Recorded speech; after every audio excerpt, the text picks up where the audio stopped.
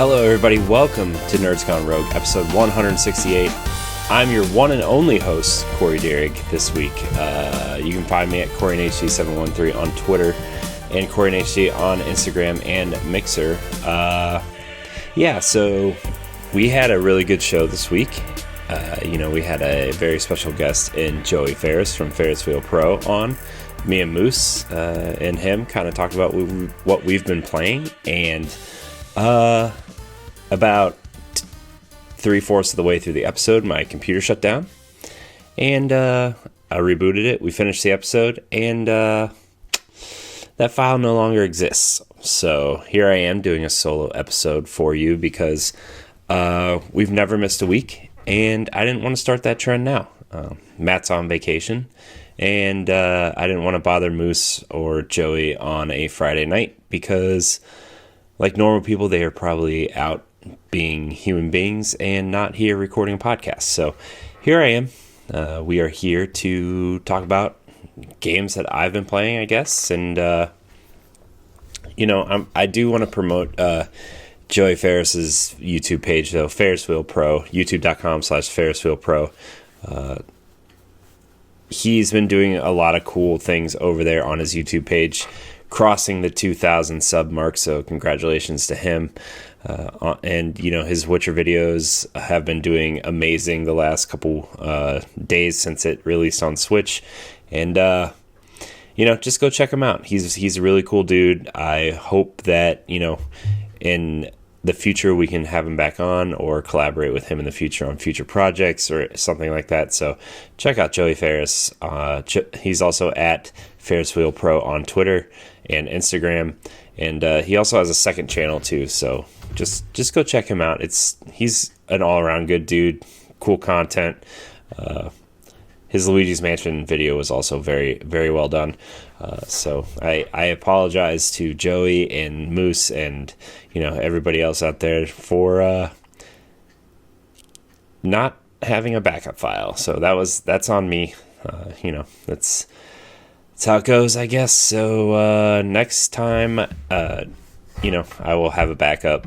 So I've been having a lot of technical difficulties recording the show lately. It's been really a challenge because I updated to Mac Catalina and OBS does not work correctly on there. So there's been quite a few workarounds. I hope to have it fixed within the next week and a half or so. So we can look forward to more streams and proper recordings and stuff like that. A little housekeeping for you. We are Nerds Gone Rogue. You can find us every Monday morning at 7 a.m. Eastern Time on your podcast service of choice, or on Spotify, or on YouTube. Check out our videos. You can sub to our YouTube channel to catch the video. And our other content, our previously recorded content. We have 167 other episodes, some fireside chats, the B-sides, all that stuff. So you can check that out. You can also check that out at nerdsgonerogue.com, our website. You can subscribe to our Twitch and Mixer channels at Nerds Gone Rogue, Twitter at Nerds Gone Rogue, Instagram at Nerds Gone Rogue _official, and join our Facebook group, facebook.com/groups/Nerds Gone Rogue. You can also email us at nerdsgoneroguepodcast@gmail.com with any questions, comments, concerns, thoughts, and ideas that you would think make the show better. You can follow Matt at infinite_rewind. You can follow Moose at Sven, SVHENN, and you can also follow our guest Joey Ferris at Ferris Wheel Pro. Again, I want to apologize to everybody. It's just me. I know I'm not the most interesting guy on the podcast. That's why I edit and produce and not host anymore. So handed it off to Matt for that. But the show must go on. I also want to re-announce our giveaway winner. I already emailed this person their code for Modern Warfare, so congratulations to Greg Osterman III, who graciously has been listening to us for quite a while, if I'm not mistaken. So, Greg, congratulations on your win, and let's get into what I've been playing. To be honest, I haven't really been playing a lot of new games, although the next episode I will have Control and the Outer Worlds to talk about, which I'm very excited. So the Outer Worlds seems like a really cool game, and I can't wait to play it. I also can't wait to play more Control. That game is super interesting, and I like the way it controls. I like the way it feels. But on top of that, I have been playing Gears 5 with Jesse. We are finishing Act 3 right now, and that game is really, really difficult when you play on Experienced or above. I'm not going to lie. Sometimes you have those games where you go in and you feel like it might not be your fault that you're dead, but you're dead. And there's a lot of those situations.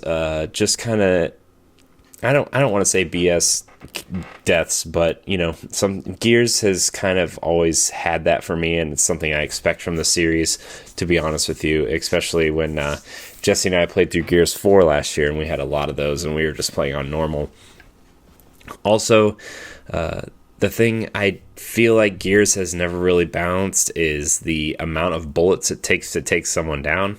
I know we're playing on experienced Gears here, but it shouldn't take 2 whole clips of weapons to take down a guy, So, and I know they want you to get away from the Lancer, but the Lancer is the go-to weapon, and I really like it. I like the Lancer 3.0 though that they introduced, where it added a grenade launcher to the bottom, and you kind of aim the laser where you want the grenades to drop, and it shoots one out, and they just kind of expand like a grenade would, and takes people out.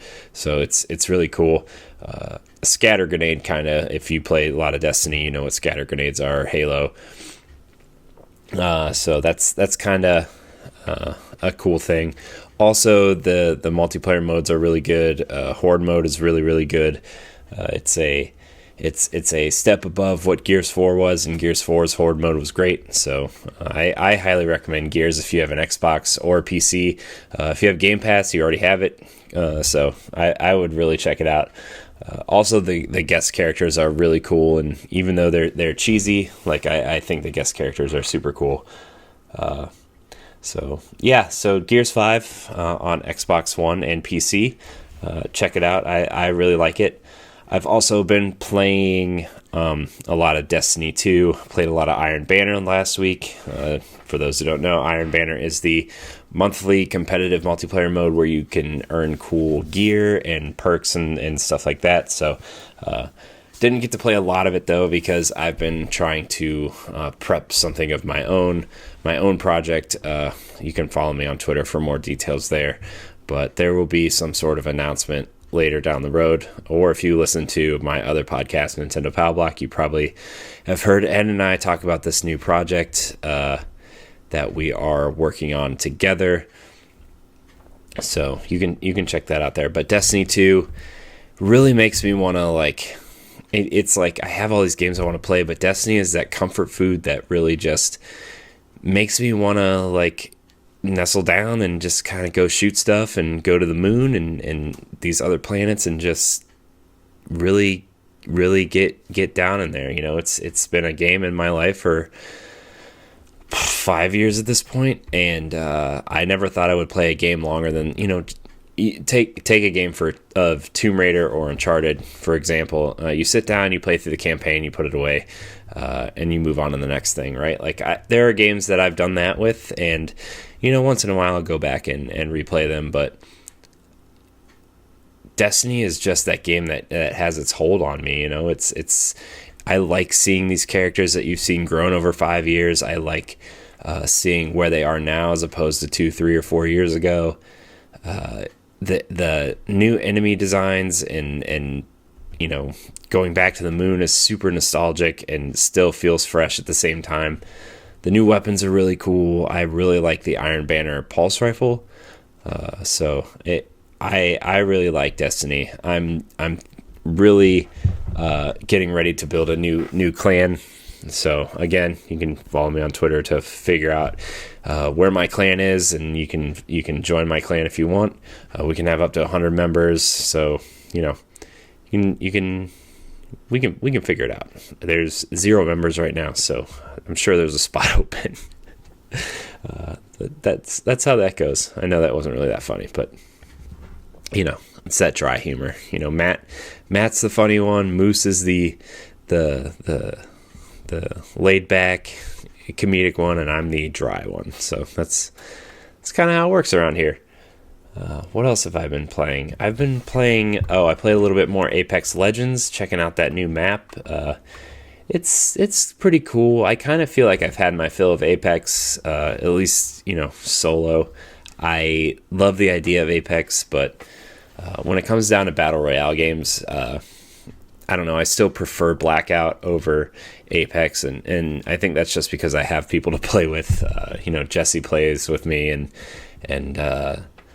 it's still the battle royale thing is a hit or miss for me, right? Like, I also played a little bit of Fortnite Chapter 2 on my Switch, and it's Fortnite. It's just I get, like, you have to really be in that community and in the game to really get the most out of it, but Fortnite Chapter 2 is just more Fortnite on a new map, and it's cool and it's pretty, and I'm sure there's a lot of changes that have been made, but when you're not deep in that community, you don't really notice, and you just kind of go in there and play and have a good time and play something else. So what else have I played this week? I've actually played quite a bit this week. Assassin's Creed Odyssey. I returned to Assassin's Creed Odyssey. I was playing it on PlayStation, but now that my PlayStation sounds like a jet engine getting ready to take off out of my living room, I downloaded it on Xbox and kind of restarted, just because, sometimes you don't play a game for 6 months and you're lost and you're like, oh, what is this? I don't remember how to do this. How do I do this? Where am I on the map? That kind of thing. And so starting a new game was probably the better option at this point for me. And man, that game is so good. I love I love the characters. I love the map. I love the setting. Like, it's just a cool game. I really, really dig the way that Ubisoft changed Assassin's Creed. It's one of those things where, like, yeah, I like the old Assassin's Creeds, but there was something missing for me, at least, right? There's just something small and just something missing, like, I love Assassin's Creed 4 Black Flag, right? And I love Edward Kenway and upgrading the ship and your crew and stuff, but there's some sort of artificial upgrading in that game that I wasn't feeling it, right? It was just, I don't know, man. I don't know. It was just this weird thing. So I think Origins and Odyssey are the 2 best games in the series, and 2 of my favorite games this generation, to be 100% honest with you. I loved Bayek and Aya's relationship in Origins, but, moving on to Odyssey, Cassandra being that lone wolf mercenary and kind of knowing her way around the environments has just been, I didn't think I was going to like it, but I love it. It's my favorite game of last year, and I know when we get to Game of the Year and categories and stuff, we'll talk about the best backlog game, and this is definitely going to win that, unless I start playing something else, but definitely going to win that category for me, I think. It's so good. So I did get the level booster, so just because, look, I think it's a good value, and I think leveling up faster in that game really helps you progress through the game faster. There's a lot of artificial barriers. That's like my one complaint, is that there's a lot of artificial barriers in it to keep you from progressing. And so if you have a level boost, you can get through that a lot faster, which makes a lot of sense. So I've also been playing a lot of Fire Emblem. No questions there. It's one of those games that is just going to keep my attention for a long time. My Switch has slowly been turning back into a handheld system, where I was playing it on TV for a long time, and But with Fire Emblem and Mario Maker and even Marvel Ultimate Alliance a little bit there, it's become my handheld machine. And it makes me think about a Switch Lite, to be honest with you, but I know there's going to be games that I want to play on the TV, like when Breath of the Wild 2 comes out, when Luigi's Mansion comes out next week, Gods and Monsters, when that finally comes out. Those are going to be games I want to play on the TV. And even the Outer Worlds, I'll probably double dip on Outer Worlds and get it for Switch. And The Witcher, I like having those third parties on the go, man. I'm willing to sacrifice the visual quality, and I know people that listen to the show are going to get really mad at that, but guess what? I don't care. So I like the games that I like, and I want them on the Switch, and I want to take them on the go. So I played Doom that way. I played Wolfenstein 2 that way. I will play The Witcher that way, and I will play the Outer Worlds that way, although I will be playing on Xbox as well. My TV's on over here, so I'm downloading Outer Worlds right now. There was an update or something that didn't quite finish, so I'm waiting for that to stream it. So what else have I been playing? I was playing something else too that was really something that let me pop out the old Switch here and let you know what I've been playing. I've been playing, speaking of all these new great games to play, I've been playing Xenoblade Chronicles 2. I played the first probably 3 hours of the game. It's for those who don't know, it was an RPG that came out. The December the Switch came out, so 2017 I want to say, and I'm very excited because the first game is coming to Switch in January, along with Tokyo Mirage Sessions, 2 great RPGs that you should definitely not overlook if you own a Switch and enjoy RPGs.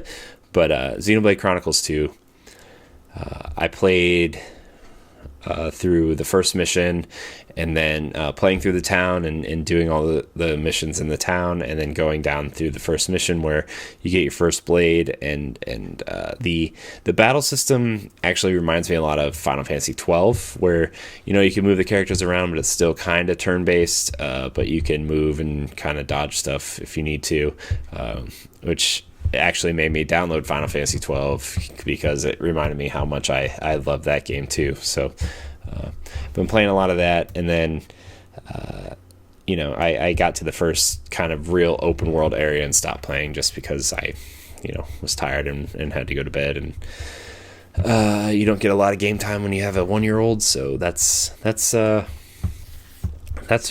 what I've been playing this week. I'll have more to talk about next week in terms of the Outer Worlds and Control, and maybe a little bit of Destiny. We'll see. We'll see where the weekend takes us. It's what, Friday? So as I'm recording this now, so Friday night, Saturday night, Sunday night, maybe a little bit of Monday. We'll see. Who knows? Who knows where the weekend will take us? So we're going to get into these questions here. Remember, you can email us at nerdsgoneroguepodcast@gmail.com or check our social media for question threads. We really enjoy having your questions.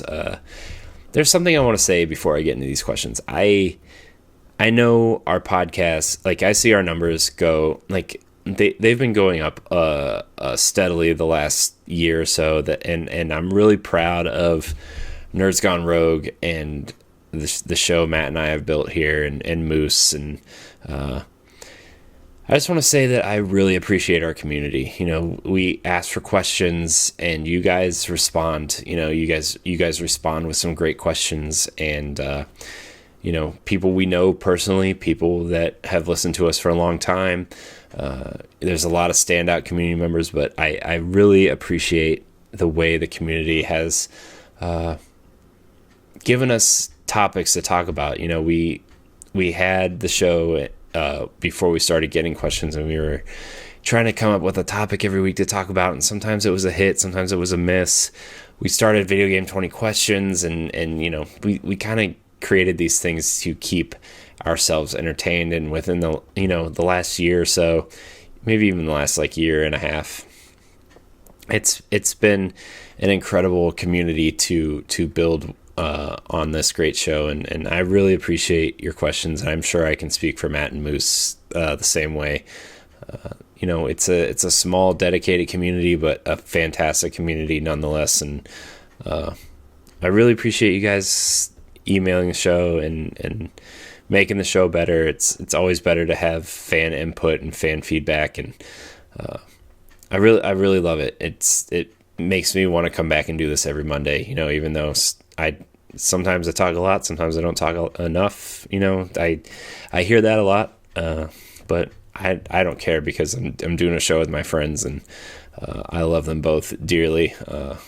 And I wouldn't want to do this show with anybody else, right? So, anyways, our first question comes from Alan, the meme master Heinen. He says, if a word was misspelled in the dictionary, how would we ever know? You wouldn't know, because the dictionary is right? You think there's ever been typos in a dictionary, though? Like, maybe not the word itself, but in the definition, right? Like, what if they misspelled a word in the definition? One word goes a long way. There's a lot of words in that dictionary, and it, what if you had like 3 different dictionaries? You had like Webster's, and then you had I don't know who else makes dictionaries. I think Webster's got it covered. You know what I mean? Like, he's the dictionary. It's like when Ben Franklin made the what do you call it? The almanac, the farmer's almanac, right? Like, nobody else would want to do that. He had it covered, with his kite and his electricity and his pen and his bifocals. History lesson there, kids. But yeah, I don't know how you would know. I think you would just have to Google it, maybe. I could just imagine somebody sitting in front of their computer with a dictionary and typing every word in the dictionary into the Google dictionary and seeing if it was spelled right. That'd be hilarious. Alan, if you could find something like that and meme that'd be awesome. Maybe get Meme Moose with a dictionary. That'd be awesome. So, our next question comes from our host himself, Matthew Keel. By the way, I want to give a huge shout out to Matthew Keel, because he is in Scotland with his lovely wife. I want to congratulate them. I never really properly congratulated them on getting married and taking this trip to celebrate that marriage. So Matt and Ariba, congratulations. I love you guys both. I hope you guys had a great trip. And Matt, I hope you didn't get too drunk over there. I hope you had some fish and chips. I know that's England, but it's all connected, right? I hope you met Sean Connery. I hope you guys hung out. Hope you guys fought some Germans and found the Holy Grail and all that stuff. It's an Indiana Jones reference, everybody. I wrote it in my diary so I wouldn't have to remember. That one was for you, Matt. He asks, is it difficult for you to step outside your comfort zone of games? Yes, as a host of this show, I'm actually asking. It's rare that I get the opportunity, so might as well take it, right? Also, hi from Balmaha, Scotland. So, well, Matt, as you know, I don't play a lot of indie games, so when I play one, it's definitely out of my comfort zone. I played a lot of Dead Cells, though. I'm just saying, I got you there. I did play an indie roguelike Metroidvania, which are 3 things that don't fall into my lap that often, separately, let alone all in one package. So it is difficult because you always want to try something new, right? But as we get older, and I'm married with a 1-year-old, you kind of want to relax with something that you're familiar with. It's why I keep going back to Destiny, right? It's why I play Halo. It's why I keep playing Tomb Raider in these games that I know I love, right? Like it's just comforting to know I have something that I can be okay at and get through and have a good time. As someone who used to chase achievements and don't have that time to do that anymore, it's really fun to play the games that I'm comfortable with. It's why Gears is a must play for me every time a new one comes out. Even something like Star Wars Battlefront 2, right? Like it's one of those games that, I know the second one got ripped for a lot of reasons, but I still think that first game was really fun, and I still think the second one is better, right? Like just playing it, if you don't want to buy the microtransactions, don't buy the microtransactions. And I know they fixed it and everything, yada yada, blah blah blah. But I mean, that game's really fun to play, and even like the thing that I don't like the most, honestly, is the idea of a battle royale where you only have one life. You need to be really good at shooting and find the right loot. Like, that terrifies me. But when I play with friends, like that has become more and more of a comfort thing on the weekends too, is like getting into Blackout with Jesse, and Apex, and even Fortnite with Zombie and Battlebug and Essie. Like, even though I haven't gotten to play with them for a long time, like, just getting into those grooves with people that like, that comfort zone becomes your friendships that you make with people, and that's what kind of makes gaming better for me, at least. So hold on, I'm going to take a sippy sip of this drink. Tasty. Maybe that's why my throat's dry, because I am not drinking water. I'm drinking an energy drink. But you know what? That's fine. It's okay. So yeah, it is hard. But there's games that I've found by stepping out of my comfort zone. Dead Cells is one of those games. It's a awesome indie game that I absolutely adore. The combat feels really great, and that's what kept me going through that game. And you learn how to deal with the rest of it along the way, and I really love that game. Did I finish it? No, and I don't expect I ever will, because that game is extremely difficult, and I still don't understand roguelike or light mechanics that well to do that. But it was really, really fun. Bloodstained is another one. Curse of the Moon. I'm not a huge fan of the old Castlevania games, but Curse of the Moon was really good. It's 8-bit side-scrolling action game, very old school Castlevania, very fun. Definitely highly recommended. Another game I played early this year and finished was Gris, or Gris in French. That game was something I wanted to play because I'm a huge fan of art. I like to consider myself an artist, although I haven't really drawn or painted anything in years, to be 100% honest with everybody. I would like to do that again someday, maybe when we get a bigger place and I can set up a studio and do my stuff. But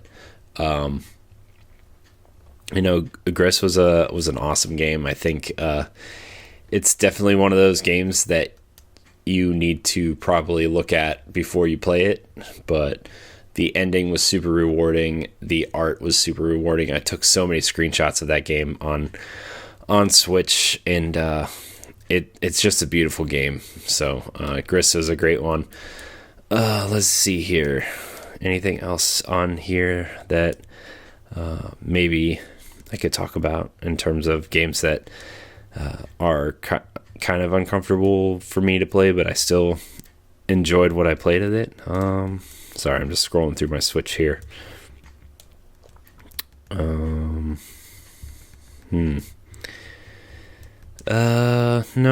doesn't really look like it right now. But yeah, there's some uncomfortable. A game that I'm super uncomfortable with is The Last of Us. Right, like not that like zombie apocalypse makes me uncomfortable, but what makes me super uncomfortable and why I haven't played that game is because of the first 25-30 minutes you literally witness, like, it makes it really hard, is like you witness Joel's daughter being murdered, and it made me so uncomfortable, especially at the time. Like, I couldn't do it, right? Like, I played a little bit after that, but it was just like I don't care to see children be hurt or killed or anything. Like I think that makes a lot of people uncomfortable. If it doesn't, I'm concerned for you. But like that kind of stuff just makes me really uncomfortable. And I play games to be entertained. I play games to have fun and laugh and be, be happy. And it takes a lot out of me to not be happy playing games. And, with the limited amount of time and things I have to do in terms of other projects I'm working on or podcasting or things, like I want to play games that are going to make me laugh or have fun or, the hero wins. And The Last of Us is definitely way out of my comfort zone, but I have made it a point to reinstall it on my PlayStation, and I want to play that game because I feel like it's one of those games that need to be played, right? In the grand scheme of video game history or whatever. Like I have a list of games of quote unquote historical significance that I would like to play next year. 2020 for me, I don't think is going to be a huge year in games for me personally. Not even Nintendo has a lot coming out. Hello? What happened? Oh no. Nope, we're good. Oh my gosh, I thought it was crashing again. I got really scared. Not gonna lie to you. 2020, there's games I want to play and I want to make sure I get to, but there's not a lot that like I need to play immediately. So I think 2020, at least the first half, is going to be a year where I play catch up on a lot of games, specifically The Last of Us and Horizons DLC, and a few others that I don't finish this year. Like maybe finally finish Assassin's Creed Odyssey, and catch up on there's another game I really want to play is Mass Effect Andromeda. I know Mass Effect Andromeda and even Anthem just got trounced in the review department, but I still like Mass Effect enough to try to play it. And I want to play catch up next year. And there's a bunch of games I need to play this year for Game of the Year discussion. I already have it out and listed here on my Xbox, so that's good to go. But yeah, there's games that I want to play more outside of my comfort zone because I think it's important. Void Bastards is another game that I recently downloaded from Xbox Game Pass that came out earlier this year. It's a kind of a roguelite first-person shooter that looks really cool, and I want to give it a shot because I think it deserves it, right? So we'll see. We'll see what happens. I know I have a lot of projects that I need to finish up in the next week or two, but then it's crunch time on games. I really want to play more games, and it's been difficult to get to gaming this year, to be 100% honest. So, but yeah, that's my plan. So, Josh Brandt asks, why is Metroid Prime so overrated? Wait a second. I don't want him to hate me, so maybe don't ask that. Josh Brandt was directing this towards Joey. I don't think Metroid Prime is overrated. And maybe a little bit, but not to the extent of just saying Metroid Prime is overrated, right? Like I think it's a great game for the time. I don't think it aged as well as they wanted it to because of dual stick gaming has become way bigger than it was back then, where they were still trying to figure it out on GameCube and PS2. I think the only game that really had it figured out was Halo. So, I think if they came out and gave Metroid Prime a modern control scheme and fixed some of the quality of life issues that some people might have with it, I still think it feels pretty good. I actually played it a year ago for a classic Let's Play on one of the YouTube channels, and I think it plays all right. I just when when you get a first person shooter that only plays on one stick instead of two, it feels so outdated. You know, we were talking originally about Resident Evil 4 having the same problem where, you know, even on modern machines, you still have to use the one stick to aim and shoot. And it just doesn't feel good, right? And so if you gave, and I know people argue that Metroid Prime isn't a first person shooter in the traditional sense, but it is a first person game, and I think it should play like a modern first person game. So Retro Studios, if you're listening, I need you to make Metroid Prime 4 a proper first person game. Twin sticks or two stick shooter, right? Not a twin stick shooter. You know what I mean? Right stick camera, left stick, pew pew, walk, strafe, all that thing. So, yeah, I don't think it's overrated. I think it just hasn't aged well. You know, for the time, it was spectacular. The graphics are amazing. I think the environments are strong. I think the puzzles, not exactly the most difficult, but, you know, scanning the environments was fun.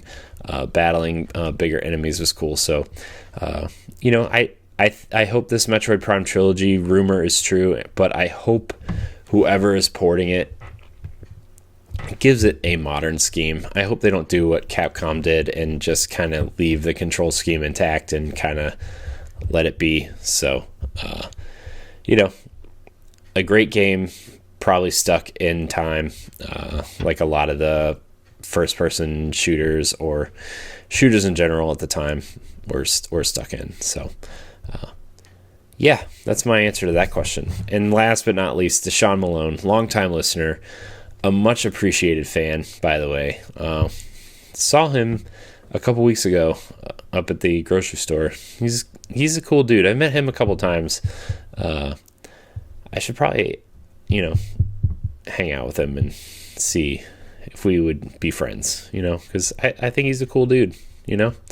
So he says, "What's up, party people? With 2020 being the launch of a new console, or the new consoles, do you think it would be a slow year in games? After March, there doesn't seem to be like a lot happening. What do you expect to see from a single, and what single game will make you jump on next gen?" So, you know, this is the thing with next year. A lot of games especially from Ubisoft, just got delayed out of the first quarter. So there's probably going to be quite a few games in like May, June-ish. Rainbow Six Quarantine, Gods and Monsters, which I'm extremely excited for. For those who don't know, it's Ubisoft's kind of, I want to say like kind of cartoony. It looks a lot, just judging by the trailer, it looks a lot like Breath of the Wild meets Assassin's Creed Odyssey. And that's exactly what I would want from that type of game. And then you fight like big, huge mythical monsters. It looks super cool. I like the art style. I like the vibe they're going for. But considering that was the only thing we saw of this game and it was supposed to be out in February, I can't say I'm surprised this game got delayed. I was so shocked that it was even coming out in February. I would have thought, you know, this might be a last-ditch effort to get on Xbox One and PS4 and Switch, maybe like August. I want to say that game might come out in August next year. You know, 6 months of polish is probably good for that game. Rainbow Six Quarantine also got delayed, and there's something else that Ubisoft delayed as well. But Watch Dogs Legion. So I think they're pushing those games because they're going to want games for cross-gen next year. And I think a budget first-person shooter in Rainbow Six Quarantine would be a good step in the right direction for that. They'll have a cross-gen, you know, Rainbow Six game that isn't Siege that I think people will be excited for. You know, Siege is still going too, so maybe we'll get new operators for that. But next year's slow year for games. I mean, this year was kind of a slow year for games, but there's a lot of games that kind of came out of nowhere. Like Control was a game that was like, man, that game kind of came out of nowhere and was great. It I mean, I haven't played it yet. I'm going to. I've played a little bit of it, but so far I like it. The Outer Worlds is a great game this year. Devil May Cry 5 came out this year. A lot of people forget. Crackdown 3 was a pretty okay 7 game, I think. I think Crackdown 3 was pretty fun for when I played, right? Gears 5. So there's a lot of great games this year. And, we still have Death Stranding coming out, which a lot of people are excited for. Pokemon, Luigi's Mansion, Fire Emblem came out earlier, Mario Maker 2. So I don't think this year was that slow for games. 2020 looks like it's kind of building up to be a solid year too, with Cyberpunk and Final Fantasy VII Remake and, Gods and Monsters. I will defend that game until it comes out, and I see, I think it's going to be a cool game.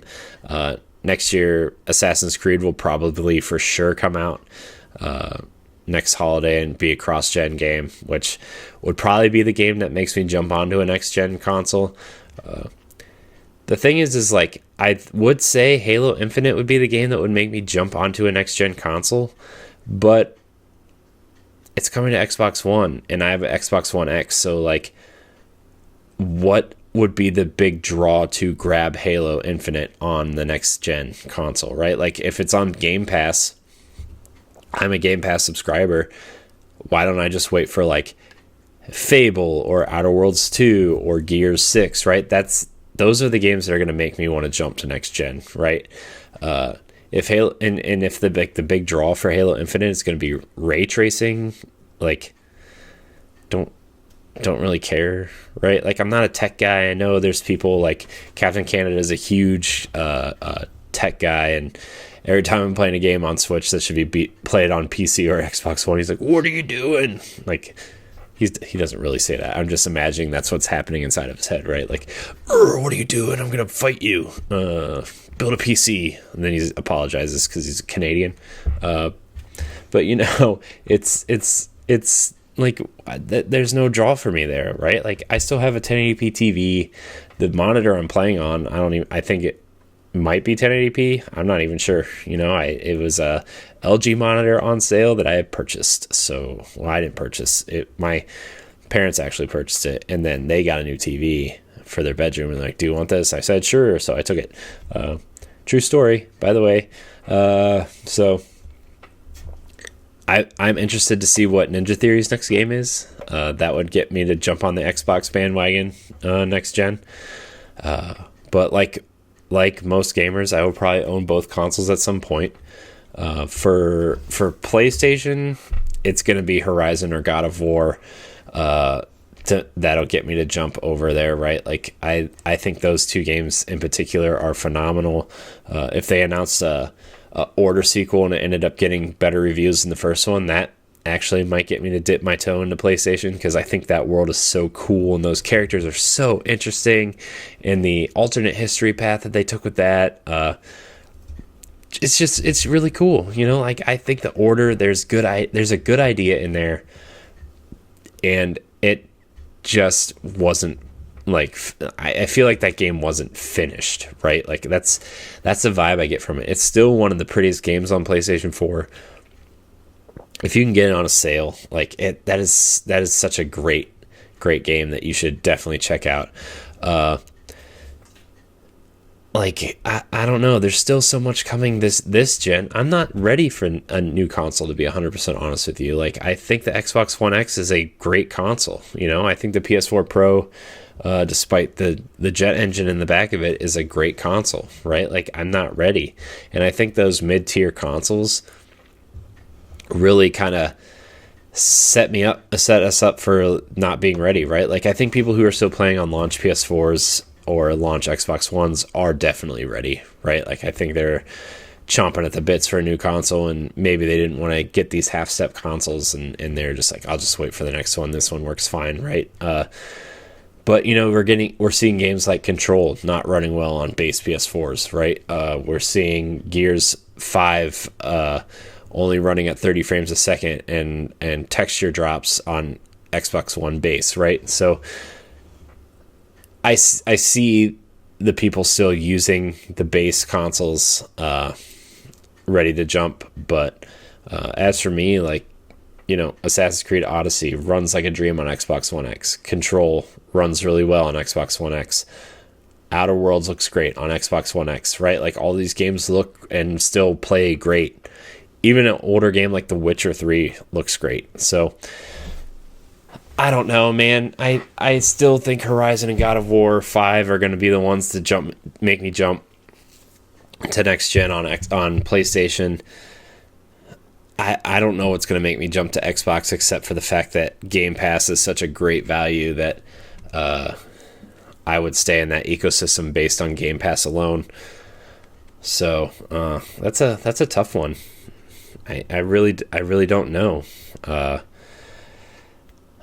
Like I said, I think there's a lot of cool games that will be next gen, but I'm probably gonna wait a year for next gen unless something really powerful is coming, right? Like something that's really gonna be like, man, I need that console for that game.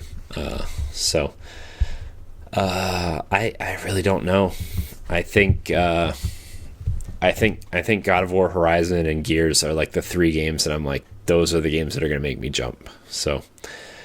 That answers all of the questions. Remember, you can email the show at nerdsgoneroguepodcast@gmail.com or look for our social media threads where you can ask a question to our show.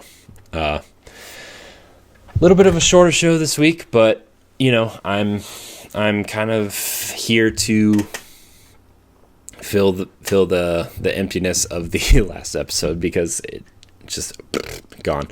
I really think it's ironic that the last episode title was Technical Difficulties Won't Keep Us Down, and then Technical Difficulties definitely killed the last show. So, little bit of humor there, I guess.